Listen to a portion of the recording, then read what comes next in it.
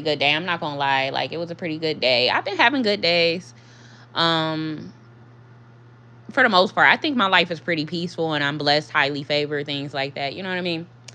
Um, but I basically been talking to y'all about my ex-husband, things like that, because I'm releasing from the trauma of dealing with him so I can move forward with my life. Like, I have no problem moving forward with a new man or boyfriend, but I'm just talking about when it comes to just my paranoia, when it comes to engagement, remarriage, all that kind of stuff.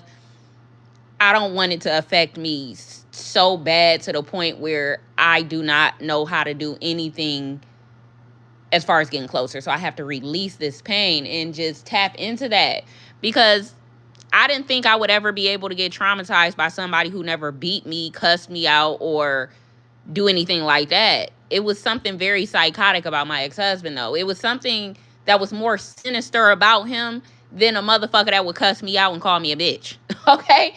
It was something more sinister about my ex-husband, who has never cussed me out or abused me physically. It was something more traumatizing about him than a motherfucker who has straight up called me a bitch. Okay? And I'm going to tell you why that is. I have never, okay, I'm from a certain town. I'm used to people being a certain way, right? Period. Right? My ex-husband was from some place in Massachusetts. Um, Great schools in Massachusetts, very educated. Da da da. They're not the typical family up the street. Okay? They were raised different, come from something different, and they just don't react to things the way, quote unquote, the average normal people act, in my opinion. So I think what was so traumatizing about my ex-husband is I've never seen anything like it before. Okay? I've never seen anything like it before. And I think that's what was scary. See, with a lot of people that you date, you kind of don't, they could be talking all the shit, right? But because you're so used to the behavior of certain people, it doesn't shock you. It doesn't scare you. It's kind of like, yeah, whatever. Like, if a dude was to straight up say, "Shut up, you stupid bitch." I'm not saying I'm used to anyone calling me out my name, but that's how people are from where I'm from, or that's just how some men get down. That's typical. It's no different than a freaking podcaster talking shit about a woman. We just like, yeah, okay. The thing that was scary about my ex-husband is he was very articulate, and I think he was very intelligent, and he spoke very, very well using big words, and he knew how to put on the mask. He knew, like, I've never seen somebody able to put on a motherfucking mask the way my ex-husband did. When I tell you he knew how to change his voice, he knew how to change his demeanor within a split second. It's something very sinister and scary about somebody who knows to change their entire demeanor and personality within a second, versus your typical guy who he gonna be who he is no matter what. Like, I'll give you an example, like Lil Boosie, Finesse 2 Times. Those type of guys, they're the same.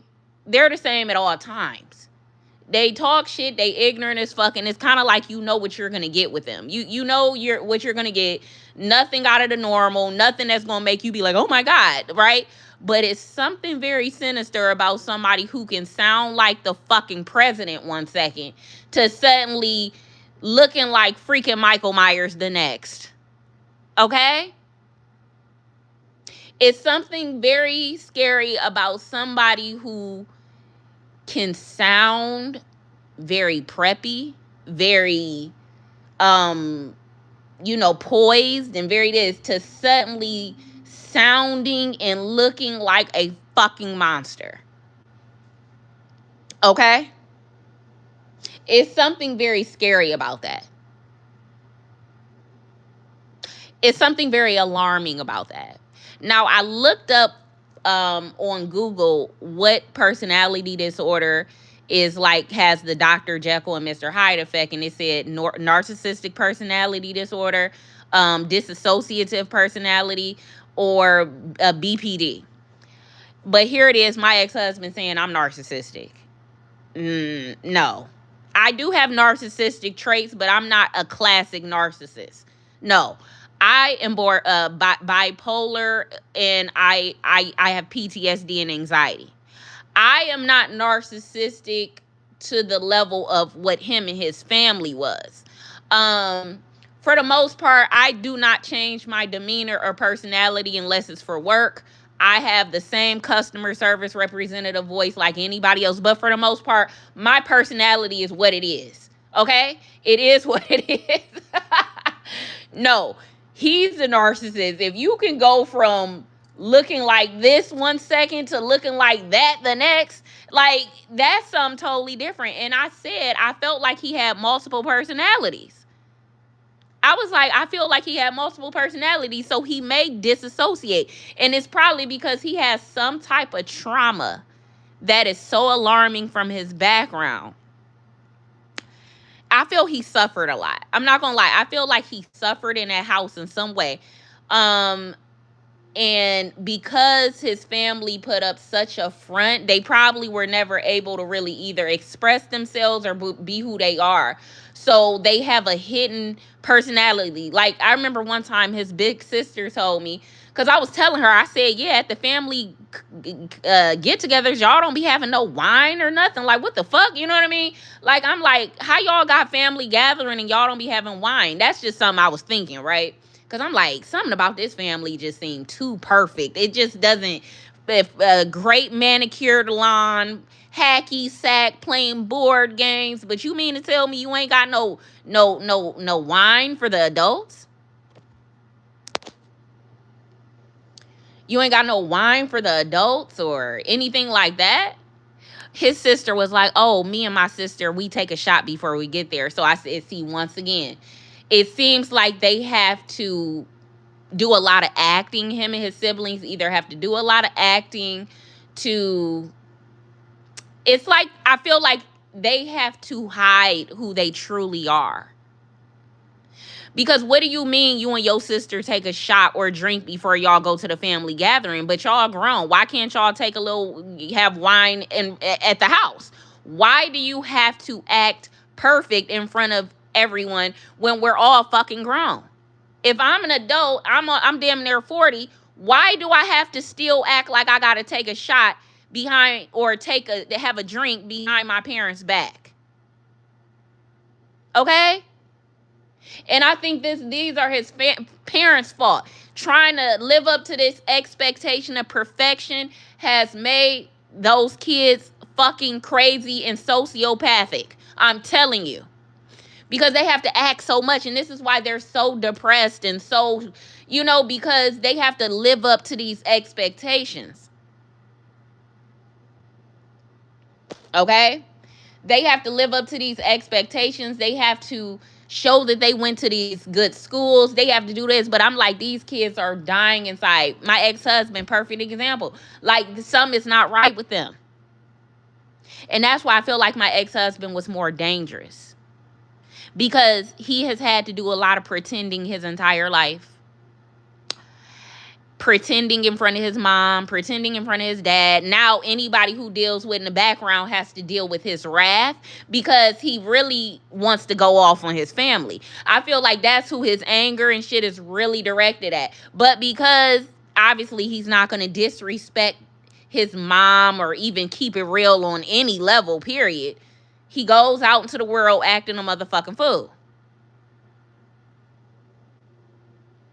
Like, I'm fully an adult. However the fuck I feel, I'll tell my mom and my dad how I feel, no questions asked, period. Because I'm grown. It's not about me being disrespectful. It's the fact that I have a right to speak my motherfucking mind. Now, and I always felt when I was in front of my ex-husband's family, it was just this feeling as if you had to still act like a child.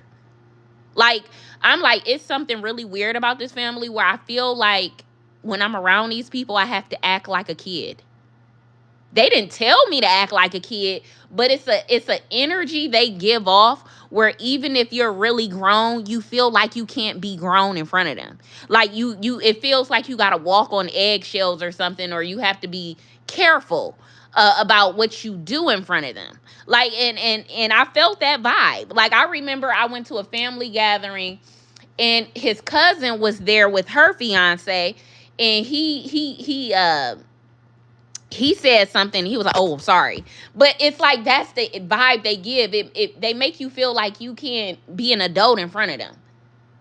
So I'm like, my ex-husband, he got so much trauma behind his family. I'm telling you, and like I said, no telling what type of abuse he went through with his brother or just anybody. But I said that's not normal right there. How my ex-husband acts is not normal.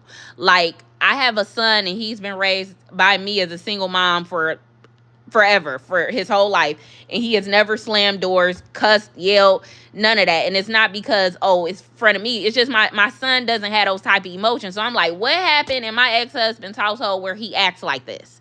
Did he come from a house where it was full of him fighting his older brother, or him constantly being teased and made fun of, or he has some type of brain malfunction? I remember I opened up my computer one time, right? And I had all these tabs open on the computer. And he looked at the computer. He said, "Oh, this right here would drive me crazy." So I'm like, I think my ex-husband has some type of brain problem. I know he said he had like a brain surgery when he was a baby. So I'm thinking something in his head is not right. Like he's had some type of trauma in his brain. Um, and this is what makes him dangerous, because I'm like, the way his brain is, he could snap and it's like he can't control himself. So anywho, that's what I want to say. That's what made him more dangerous than anybody I've ever met. Is because I've never seen somebody who acts really, really intelligent and well-spoken one second to lashing out the next and turning into a fucking monster. Like the type of people that I know that are monsters, they're a monster whether they're happy or mad. Like their demeanor doesn't change, their voice doesn't change, their dialect doesn't change. Like they're, for the most part, they're still consistently who they are. With my ex-husband, it's like, no, it was a complete switch. It was like a night and day. I have never seen anyone act like that. Okay? I've never seen anyone have the ability to change their voice and know how to 1 minute saying they're going to commit suicide to 10 seconds later acting like they fine. I've never seen nothing like it. That's why it was more dangerous.